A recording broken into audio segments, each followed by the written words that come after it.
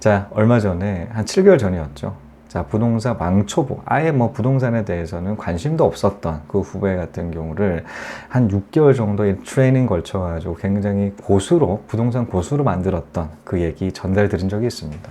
자, 그 후배 같은 경우는, 자, 저의 그 노하우들 굉장히 다 전수가 되어 있는 상태이다 보니까, 자, 이런 월세 투자를 한다고 하더라도 이 끼고 있는 거, 월세 끼고 있는 거 위주로 해서 투자를 했었기 때문에 바로바로 수익을 내고 있던 그런 후배였었죠. 자, 그 당시까지만 하더라도 월세 한 70만 원 가까이 받고 있었던 그런 후배였었어요. 자, 지금 같은 경우는 과연 얼마로 늘어 있을까요?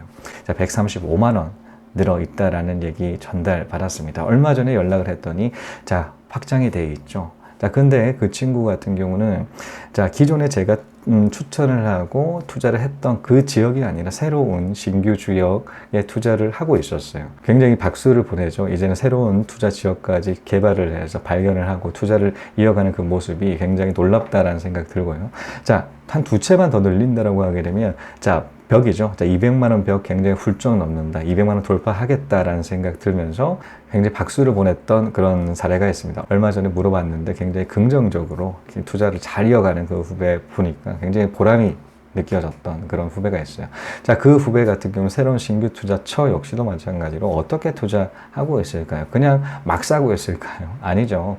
저는, 자, 금매 투자자입니다. 자, 금매 분석법에 대해서 말씀드렸던 적이 있는 것만큼 그 친구도, 자, 이렇게 금매 나오는 거 위주로 해서 그렇게 들어갔을 거예요. 시간을 오래 정도 두고 투자를 한다라고 하더라도 바로 여기 목표로 했던 그 물건들을 바로바로 사는 게 아니라, 자, 오랜 시간, 자, 이 걸린다고 하더라도 차근차근 기다려서 금매 나오는 거 위주, 그리고 월세 끼고 있는 그 물건 위주로 사고 있을 것이다 라고 예상을 할 수가 있겠죠. 마찬가지로 앞에 있는 두 물건 같은 경우도 제가 추천을 그렇게 했었어요. 월세 끼고 있는 물건들, 내가 샀던 물건들 중에 굉장히 편하고 바로 수익 내니까, 자, 굉장히 추천했었거든요. 자, 이렇게 예상을 하고 있죠. 자, 이 후배 같은 경우는 처음에 이런저런 얘기를 하다 보니까 이 부동산 제목이다라는 생각 들었어요. 굉장히 또 새싹이긴 한데 굉장히 빠르게 성장할 수 있겠다라는 생각 들은 적이 있습니다. 어떤 일 때문에 그런 생각이 들었었냐면, 예전에 호주 워킹 갔던 그 이야기를 들었는데,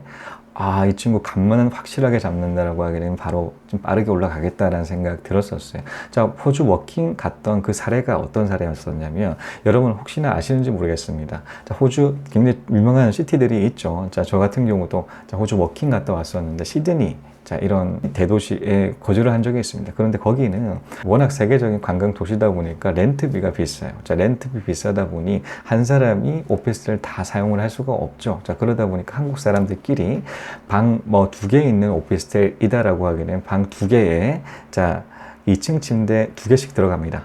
자, 한 방에다가 2개 들어가요. 그러면 총 4명이서 방 하나에서 거주를 하고요. 또 다른 방 역시도 마찬가지로 2개가 들어가게 되면 4명이서 생활을 하게 되죠. 방 2개라고 하게 되면 방에서 총 8명, 그리고 거실에 1명까지 해서 이 오피스텔 하나에 9명이서 거주를 하더라고요. 근데 그게 싸지도 않아요. 굉장히 비쌉니다. 호주 굉장히 물가 비싼 것만큼 렌트비 역시도 마찬가지로 비싼데, 저는 그 당시 호주 워킹, 시드니에 거주를 했었을 때, 자, 그런 세입자였어요. 자, 세입자로서 그 2층 침대 2층을 차지를 하고 있었었죠. 굉장히 그 월세 비용이 비싸서, 아, 참 부담스러웠던 기억이 있는데, 근데 알고 보니까 그 친구 같은 경우는 세입자가 아니었습니다. 집 주인이었어요. 자, 집주인, 어떻게 집주인이 될 수가 있었냐? 호주인이 그 집을 가지고 있었겠죠. 거기를 임대를 받았던 게 그 친구였기 때문에 그 친구랑 계약을 해요. 집주인과 같은 그 친구가 집주인이 되는 거죠. 자, 그러다 보니까 그 친구도 방 2개에 있는 그 렌트를 해서 한국 사람들 다 채워 넣어가지고 9명이서 생활을 하게끔 이렇게 세팅을 했다라는 얘기 들었었거든요. 근데 그 친구가 한 채에 순수 남는 월세 비용이 200만 원이라는 얘기를 하더라고요. 정말 놀랐어요. 저 같은 경우 세입자 입장으로, 자, 얼마만큼 버는지에 대해서 전혀 모르고 있었는데 그 친구 얘기 들으니까 200만 원 남는다고 합니다. 그래서 그 친구 역시도 마찬가지로 한 채 그친 게 아니라 2채 늘렸다가 3채까지 늘려서 600만 원 정도 수익을 내고 있었어요. 임대 수익.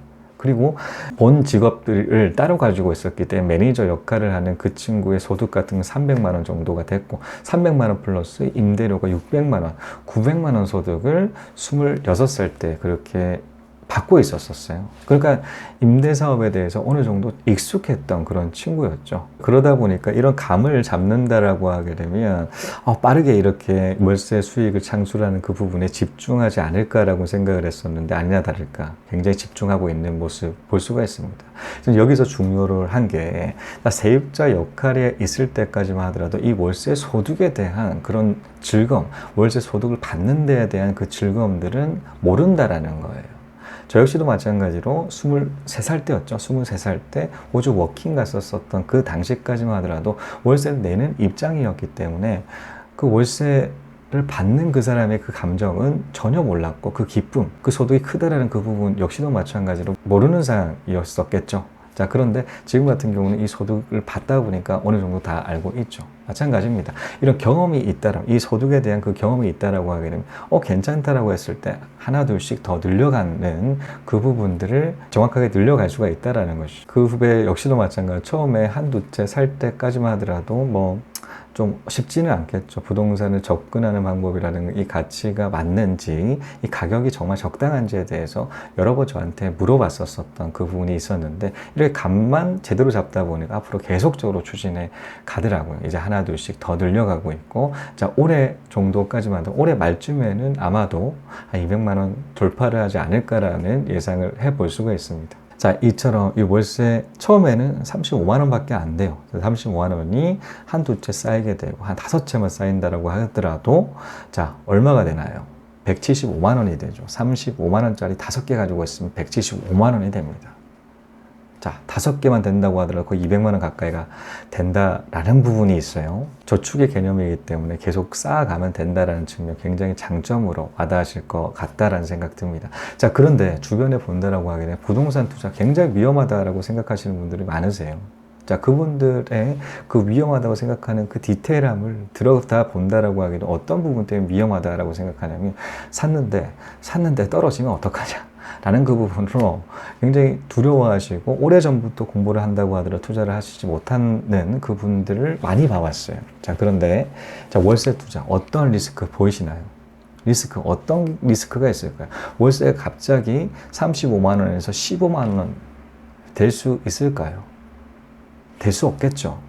사실 이 아파트, 소형 아파트 월세가 35만 원이라고 하기에는 그 밑에 해당되는 원룸에 해당되는 월세 한 30만 원에 배치가 되어 있고요. 자, 고시원 같은 경우는 한 25만 원 정도에 다닥다닥 배치가 되어 있어요. 이 계층 구조라고 해야 될까요? 이 계층 구조가 있다 보니까 이게 35만 원 하던 게 30만 원 잘 안 내려가요. 자, 해당되는 원룸에 그 받는 그 금액들이 있다 보니까 이게 그 밑까지는 떨어지지 않는다는 사실을 확인할 수가 있습니다. 자, 그런 것만큼 변동폭이 그렇게 크지가 않아요. 자, 집값 떨어진다고 하더라도 월세는 그렇게 크게 떨어지지 않는다는 사실 정말 경험 많지 않겠습니까? 저는 정말 경험했습니다. 근데 집값 올라가게 되면 월세는 올라가요. 집값 떨어지게 되면 올랐던 거는 제자리를 찾을 수는 있겠지만 이 떨어졌던 거, 그러니까 월세가 기존에 있던 그 월세가 더 떨어지지 않는다는 사실, 굉장히 안정하게 받을 수가 있다는 측면이 있습니다. 자, 그런데 반면에 갭 투자 같은 경우는 굉장히 위험할 수가 있겠죠. 왜 어떤 부분 때문에 위험하다라고 말씀드리냐면 우리가 잘 알다시피 집값 떨어지게 되면 전세에 해당되는 그 역전세 난다라는 그 측면이죠. 자, 역전세까지 나면 상관이 없는데 역전세가 나고 난 다음에 뭘 해줘야 되나요? 자, 전세금에 해당되는 부분 돌려줘야 된다라는 부분이 있습니다. 금액적으로 굉장히 커요. 금액적으로 굉장히 크다. 그런데 월세는 자, 그럴 필요가 없다라는 거죠. 자, 해당되는 보증금은 그대로 가요. 집값 떨어진다고 하더라도 그게 크게 변동사항이 없습니다. 보증금이 작은 것만큼 그렇게 크게 변동사항은 없어요. 굉장히 안정적이다라는 게 느껴지셨으면 좋겠다는 생각이 듭니다. 그래서 첫 번째 투자, 정말 잃을 것 같기 때문에 투자하지 못한다라고 생각하시는 분이 있다라면 반드시 월세 투자하셔야 된다 생각하고 있어요. 저 역시도 마찬가지로 마이너스 통장에서 시작하는 부동산 투자에서도 자, 1년차 사례 전달 드렸지 않겠습니까? 마이너스 통장 이용해서 자, 월세 투자부터 시작했어요. 자, 월세 투자부터 시작했다. 마이너스 통장을 쓰다 보니까 순투자금은 작아졌고 해당되는 수익률은 굉장히 높아졌다라는 그 부분들에 대해서 이 책에서 굉장히 디테일하게 다루고 있습니다. 자, 순투자금이 작아질 수만 있다라면, 대출을 더 많이 받을 수만 있다라면 수익률이 굉장히 높아져요. 자, 27%라고 말씀드렸었죠. 자, 제가 샀던 첫 번째 투자 같은 경우는 27% 수익률을 냈었는데 지금 같은 8년 정도 월세 받고 있어요. 자, 순투자금 한번 뺐죠. 순투자금 한번 뺐는데 또 한 번 더 뺐어요. 투자금 대비한 것만큼 더 수익을 났다라는, 그러니까 투자금 대비를 해서 한 200% 수익률을 더 받았다라는 거예요. 월세로서 벌써 뽑아냈다라는 거죠. 자, 사실 첫 투자 같은 게 성공적인 투자로 보기는 좀 그래요. 왜냐면 탑층 샀기 때문에. 나 탑층 샀는데 월세로서 수익률 다 뽑아내서 그렇게 실패한 투자는 아니다라고 생각하고 있는 것만큼, 자, 안정성을 확보를 한다. 계속적으로 수익률이라는 게 존재를 하는 것만큼 투자금은 계속 확보를 할 수가 있다, 회수를 할 수가 있다는 측면들이 더 안정성을 더하실 거다라는 생각 듭니다. 한번 월세 투자 한번 고려해 보세요. 저는 온리 몰입합니다. 자, 이것으로 월세 왕초보 후배 최근 군항에 대해서 말씀드렸습니다. 자, 시청해 주신 여러분 감사합니다. 다음 시간에 또 뵙겠습니다.